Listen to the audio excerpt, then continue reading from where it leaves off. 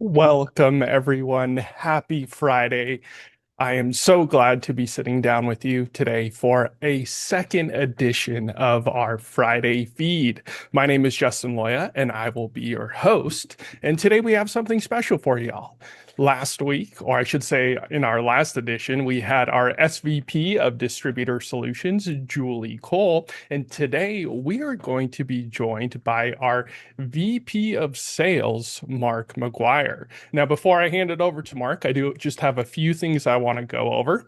First and foremost, as always, we do want this to be a interactive webinar. This is for our customers, for our community, and we do want to hear from you. So if you have any questions throughout this webinar, please drop them in the Q&A, not the chat window, the Q&A, and you'll find a little Q&A button right next to the chat button. Secondly, this webinar is being recorded. We will make it available to everyone post-webinar.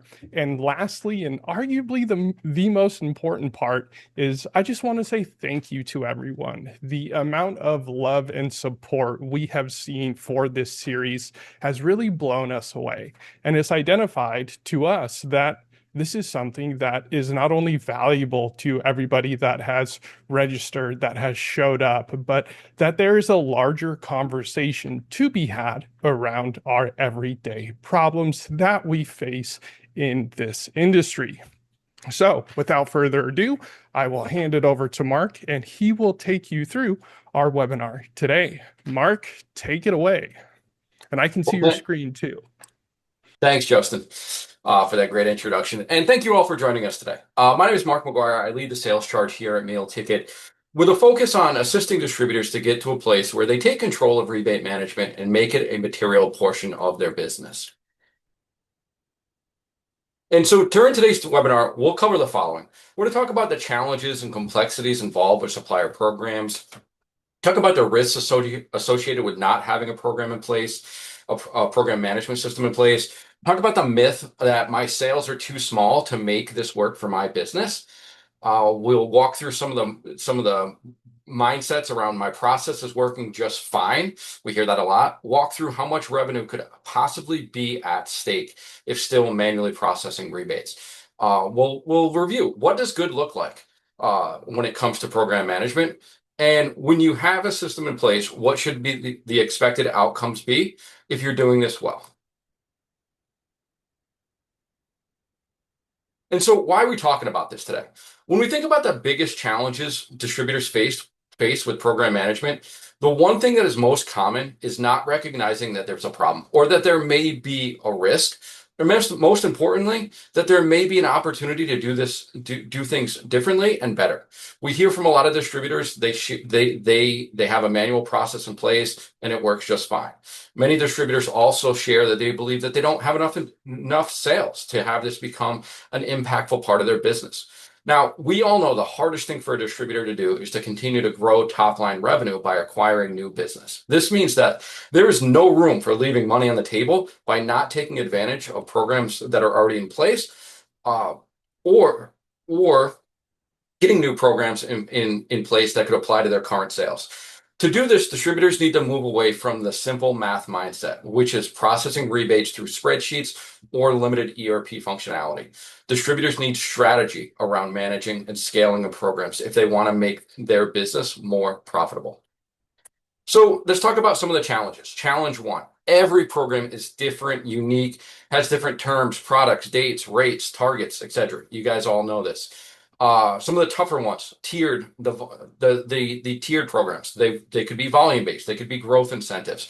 Rates jump at different defined thresholds, but often the higher rates apply retroactively back to all purchases within a program period. This means that a single sale that is missed through a manual process can result in a significant miss in earned income. Programs that are based on year-over-year growth. This means you have a moving target each period, and the distributor needs to have an accurate record of all their historical baseline sales and current sales and how they're trending towards their goals. And everybody on the team needs to have visibility into that. Marketing funds and flat fees. Getting those checks every month or quarter is great, but do you understand if that supplier relationship is actually profitable?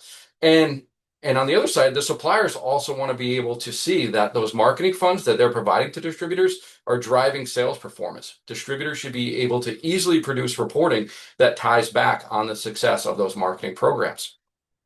Off invoice, the simplest in terms of processing, but these tend to be much less flexible and harder to target or build for specific customers. Billbacks, considered the most common method of all, but the cause of the most friction between suppliers and distributors due to the billback not being related to the original invoice or sent at a later date. Now that this world is already complex enough to navigate, we add in the millions of dollars purchased through redistributors, where purchases also need to be tracked and attached to each of these types of programs. The complexity here not only creates risk of not accurately tracking, but it makes it very, very difficult to scale the number of programs that are in place. Every additional program your team goes out and creates or gains approval from with the supplier now creates more work for the internal teams each billback period. So let's discuss some other types of financial risks associated with not having a system in place. Cash flow. In an environment with very low margins, you need every dollar and you need it today. Distributors can't afford to play the bank for 120 days because they only have the bandwidth to calculate and process programs once a quarter. The inability to provide clean reporting back to a supplier as part of the chargeback process. There's no recourse when working through a dispute with a supplier. And if one comes up, and we all know they do, you need to have the information easily accessible. Where do the contracts attached to a program actually live within your team? Do they live in email? Is it a desk drawer? And I say that jokingly, but it could be. Do they all sit with one person at your organization? Any of these scenarios creates risk for your business. Once an agreement is in place with a supplier, how are you tracking amendments, exclusions, any updates to the agreement? This not only creates a risk in revenue, but also could create a compliance risk during an audit. There can never be an efficient process in place around program management if the required data lives in 5 different places. However, this is very typical for distributors that still rely on a manual process. Purchasing goes out and gains approval for a program through the supplier portal or by communicating directly with their supplier rep. They attach the documentation to the supplier in your internal CRM system for record keeping purposes. At this point, finance needs to build a spreadsheet with formulas to calculate their accruals based on purchases. Sales then has to update finance about sales deviations or customer incentives that are going to go into place to secure a new high volume customer. Another spreadsheet's created with formulas and built by finance. The team then needs to pull all the purchase and sales data from the ERP to input the data in the spreadsheets to be able to take advantage of the program or ensure that customer gets credit for the agreed upon incentive. Nobody owns this process. Each function within your business has visibility into their own world. And this is where opportunity begins to slip. I think of a quick example here of opportunity slipping. A sales leader should have the ability to access on their own the progress versus a growth program in real time, right? To then manage the sales team to hit thresholds and achieve the higher percentage of earned income tied to that. And to be able to do that without the assistance of finance, purchasing, or marketing getting involved. Today, a business needs to be driven by data. You can't manage what you can't see. The data required to operate a successful business needs to reside in one place, can be pulled in real time, and most importantly, it provides information that ties directly to profitability. Distributors need meaningful reporting, not just more spreadsheets. Some examples of data that should be able to be easily accessible are, after purchase side programs and sales deviations, what products are being sold at below cost? This may be an opportunity for a pricing discussion that happens with sales. What is the adjusted gross profit for each item you sell after all the complex programs are tracked against them? Sales and marketing can then increase efforts to promote the most profitable products. What is the profit margin on each customer you sell to? If there's a high volume customer where the margin targets are not being hit, this is an opportunity to negotiate with the supplier to put a more profitable program in place. What is the earned income from each supplier, and is that growing year over year? Purchasing teams can go to buying shows armed with data to negotiate during the appointments that they'll sit on with these suppliers. Let's talk about the risks that are not easily displayed in a chart or in Excel. Supplier relationships. Your suppliers provide the products your customers demand. Having accurate reporting and avoiding disputes ensures that the relationships stay strong. And as your business grows, that supplier will be more willing to work to put more attractive programs in place if they know the data that they're getting is accurate. Sales leaders and teams need to be able to guide the sales leaders need to be able to guide their teams to sell the most profitable items. Your sales team works off of commission. They want to make sure they're able to hit personal income goals and growth targets. They need to know how to be able to do that. Employee pressure. The earned income to your business should not rely on people doing this manually where mistakes can be made.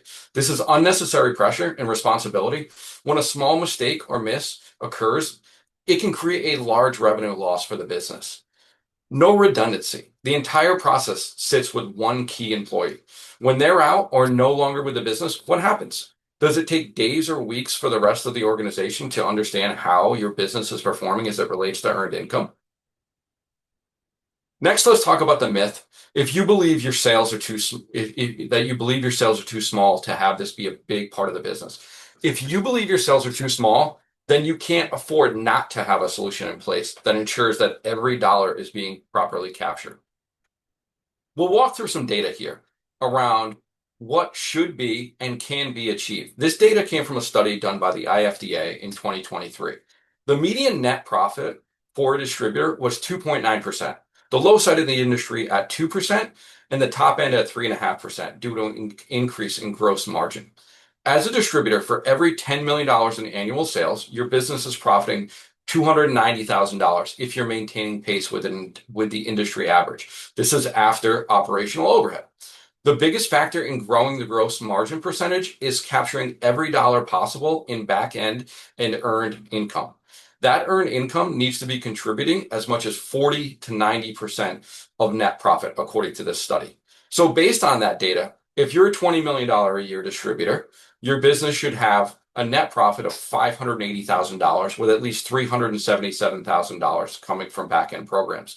We believe that you can do better than that if program management is done properly, proactively, and with strategy. That 90% profit is the goal that every distributor should have. You might be saying that seems a little bit high as a percentage.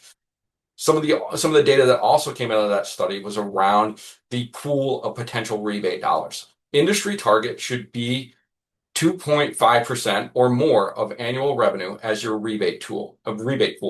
Going back to that example, if a distributor with $20 million in annual revenue, that potential rebate pool at 2.5% totals $500,000. If the distributor were capturing every dollar possible of that pool based on that data, that would come out to be just around 85% of profit. So right close to what those other numbers showed.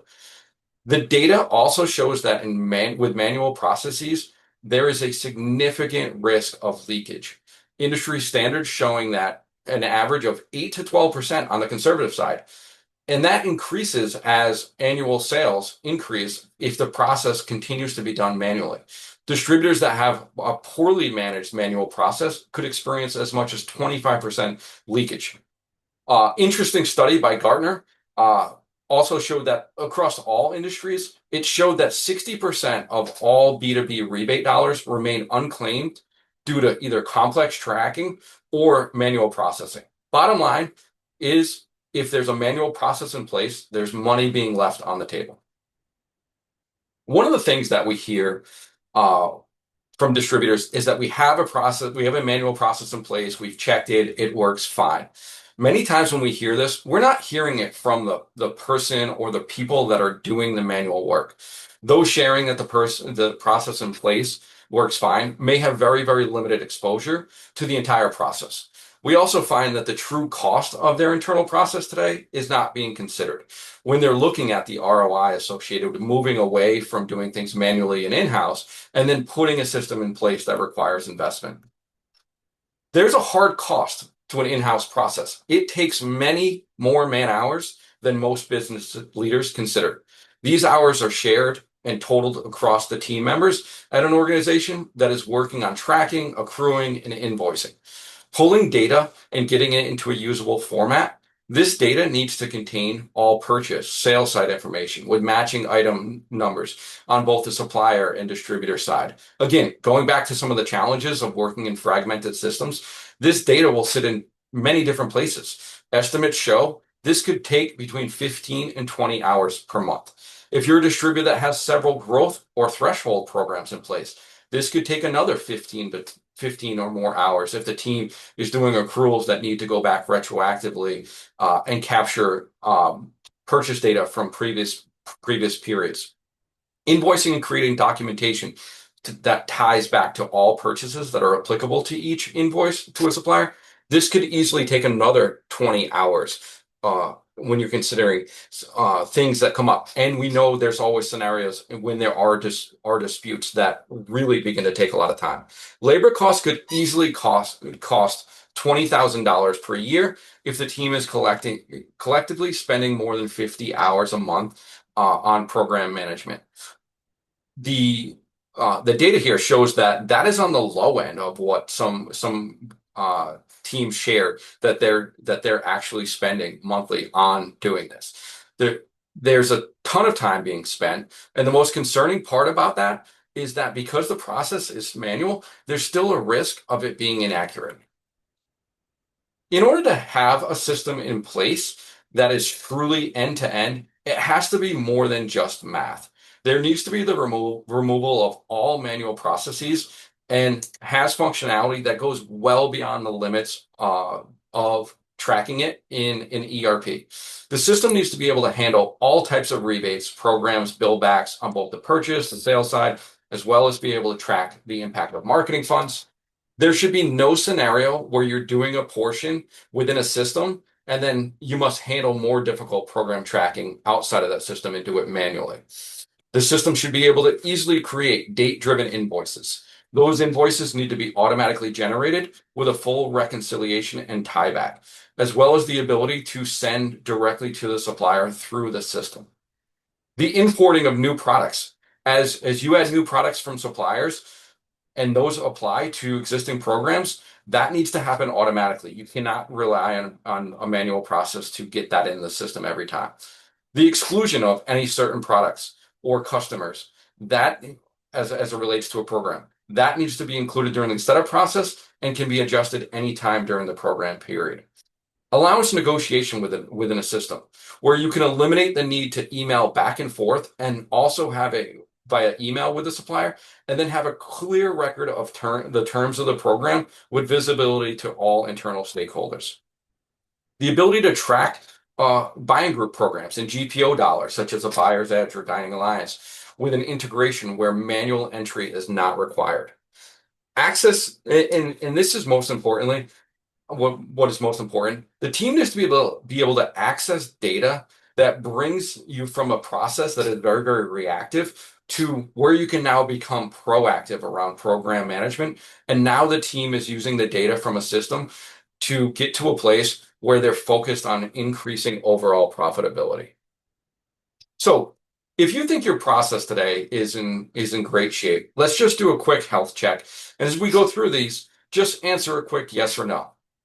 Number one, does your process capture purchases today that happen through redistribution? Example, you buy from Dot. Does your manual process capture that? Can your procurement leader pull a live report today showing progress against a growth target right now?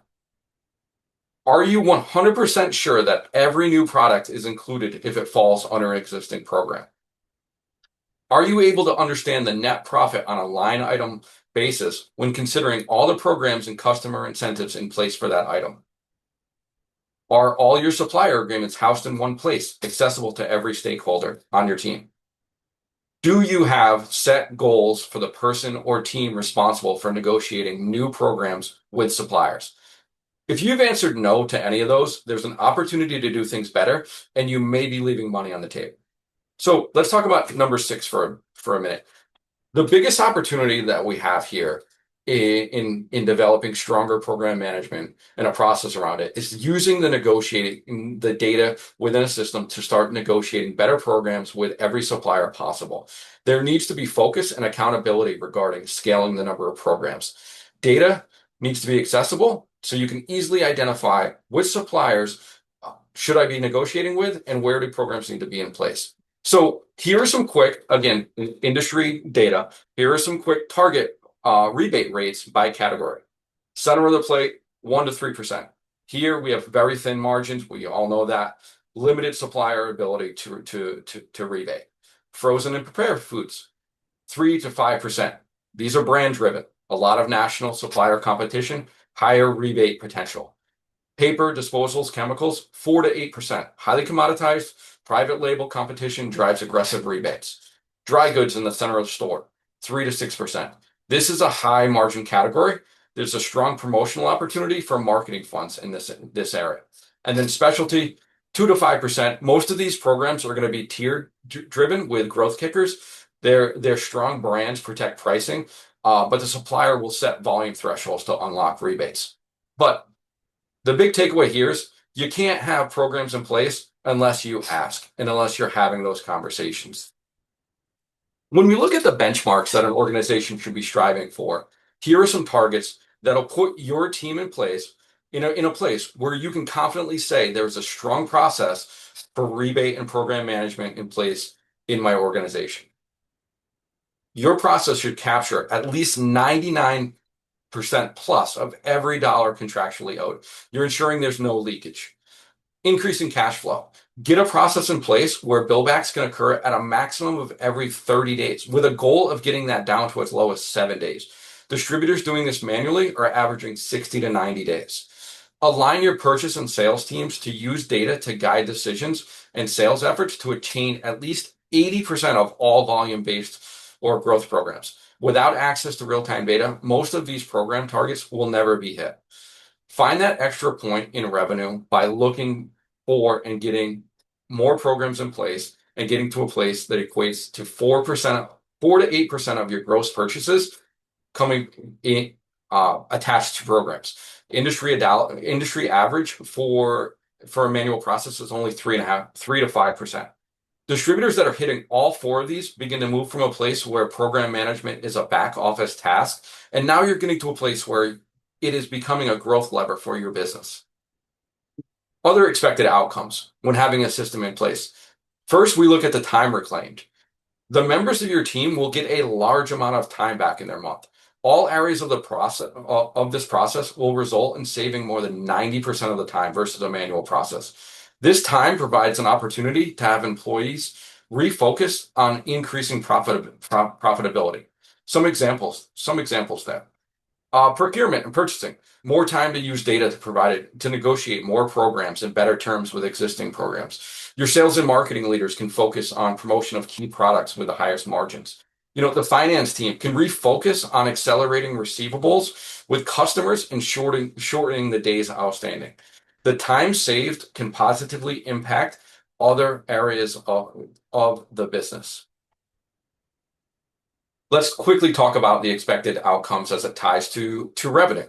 By having a process in place where your team has less work, your team has more visibility in the data that ties to, like we said, that ties to profitability. This means more strategic conversations with suppliers, new programs with suppliers, more profitable programs with existing suppliers due to better negotiating, due to the ability to have better negotiations. In combination, getting to that target of 4 to 8% of gross spend in earning income can be achieved. So is hitting that goal of getting to a place where you're generating 70 to 90% of your net profit from earned income. Relying on a system to accurately and automatically track prevents leakage. Getting that leakage reduced down to less than 0.5% by removing all the risk of errors that occur in a manual process. These are hard numbers that can easily demonstrate the ROI as it relates to investing into a system such as TrackMax to ensure the process is being done accurately, timely, and efficiently. The bottom line is program management is not just an accounting task. It's a profit center. There needs to be a strategy in place, and it needs to be managed as a key driver for your business. To recap quickly over all we went over today, your process needs to really embrace three simple words. Capture. Be sure you're capturing exactly what you're owed and claim every dollar. Reclaim. Free up your team from manual work and get them focused on tasks that drive growth. And decide. Make sure your team has the data to make decisions with full visibility and understanding of how those decisions impact profitability. Thank you for spending some time with us today. Before we jump into Q&A, I want to talk about what's next in our Friday feed sessions. Next month, August 7th, Julie Cole, our SVP of Distributor Solutions, she'll be sharing how to prepare and develop your strategy before heading to a buying show. This is just in time. We're doing it in August, so you can have some takeaways before the fall buying show season begins. Do we All want to right. jump into Q&A? Yeah, let's do it, Mark. First and foremost, incredible job. There was so much amazing information in those slides. I was taking some notes on the side to kind of highlight what I liked, but I was picking something off of every single slide. So that list is way too long to go through. So I'll just highlight a couple of things that I really loved. I think we're going to be getting quite a few inquiries about people asking about this deck, how they can get their hands on this deck. Don't worry, we will be sending the recording out. But as far as what I loved the tie back to those studies coming from people we trust in our industry, really showcasing what metrics matter. I also really liked that process health check slide that was up there. Take that slide, put it up on another screen, and ask yourself those questions. It might be a bit of a hard conversation at first, taking an honest look at those questions and how they relate to your business. But if you take anything from this, just that one slide, diving into that analysis, I really do think it could help whatever process you currently have in place right now. So again, incredible job. Thank you, everyone here. Let's dive into some questions. We have a few that have come through, but of course, if anybody has any other questions, now is the time to drop them in the Q&A. We have Mark here right in front of us, ready to answer them. So, Mark, let's start with this first one. Alan is asking, where do most distributors find items being missed? And if they are missing them, is that from a manual process that's in place? Great question, Alan. So what we find is there's two areas that jump out very, very quickly. First, when we look at the purchases that happen through redistribution, it is almost impossible to capture those if you have a manual process. Many times, they're using multiple reads to buy stuff, and those purchases slip. The other area I talked about was with new products. They get a new product from a supplier. Somebody forgets to include it into one of the programs. They buy that product for 6 months, and then it's caught. Oh gosh, I gotta make sure that product is included. So having a feature in place where when you include a new product from a supplier, it's automatically loaded into a program. Agreed. Agreed. Mark, Great, can I great add one question. one thing to that one Yeah, too? sure, Julie. You know I Yeah. can't stay quiet the whole Oh time. no, great. So the redistributor thing is real. It's so real. And the fact that the TrackMax system does and goes and looks out for you proactively to find other sources is a huge gain from that front. And then to Mark's point on the new items, again, that's also a big one in which you can have the system automatically add items to programs for you, which is a big loss.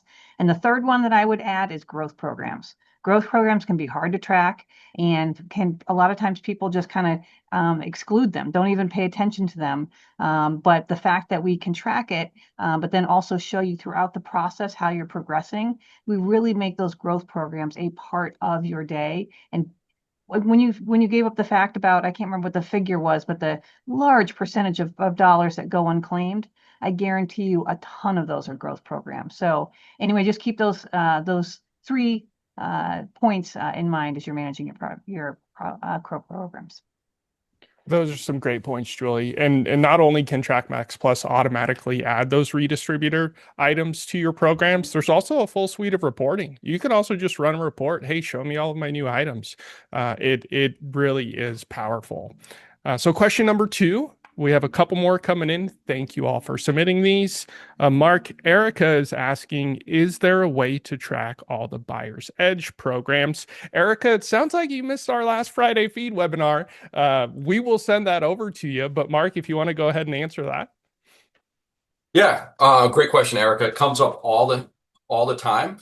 Right now, over the last few months, it's been something that Julie and I, when we're interacting with distributors, it comes up in almost every conversation. And the answer is yes. We have worked very closely with Buyer's Edge to build an integration where all of those programs that they have in place, which if you're going to try to track them manually, it's virtually impossible, can be automatically loaded into TrackMax and tracked.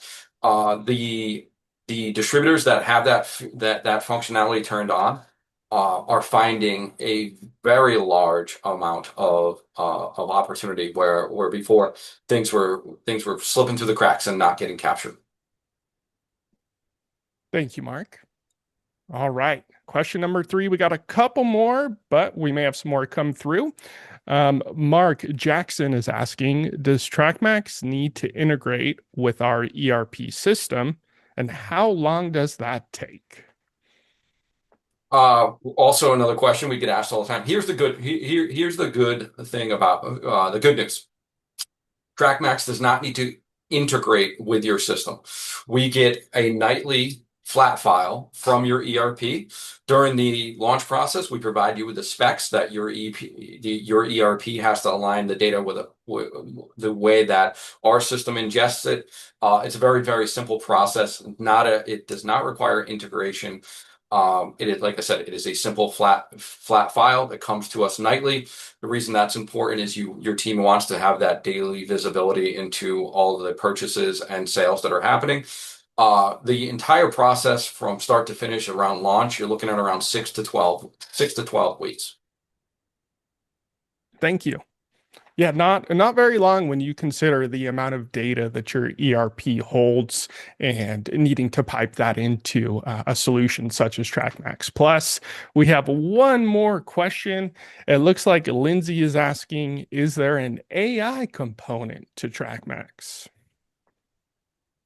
Another good one. So AI, everybody's talking about it. And yes, we are working diligently to have an AI component as part of TrackMax, and we're excited about that because what the future of TrackMax will do is really be able to show you things and pick up on the data and not just have you rely on looking at the data that's coming out of TrackMax to make decisions. The AI component will begin to tell you what you should be doing with this data. Here's a supplier that you need to have a program with. Here's an opportunity that you may have not recognized. Here's an opportunity for your sales team. And so, yes, there is an AI component of TrackMax on coming very, very, very, very soon. Yes, we are very excited about that. It is at the forefront of pretty much all industries right now. So we're very much looking forward to incorporating it into our platform, really helping you understand that data and give you insights into that data rather than just looking at it and wondering, what does this mean to me? So keep an eye out for that. Of course, we'll have some communications coming out as we near that implementation. And it looks like that is about all of the questions that we have today. So once more, everyone, thank you so much for spending your Friday afternoon with us today. We truly do hope that you gained something from this webinar. There was an incredible amount of information, a plethora of information. So if you need a little bit of time to digest that, no worries. We'll get that recording over to you in case you need to rerun through some of those slides. And as Mark mentioned before we dived into the Q&A, please keep an eye out for the next edition of our Friday feed. That will be once more on August 7th, same time, same place. Keep an eye out for it. Thank you, Mark. Thank you, Julie. I hope everyone has a great weekend, and we'll see you next time.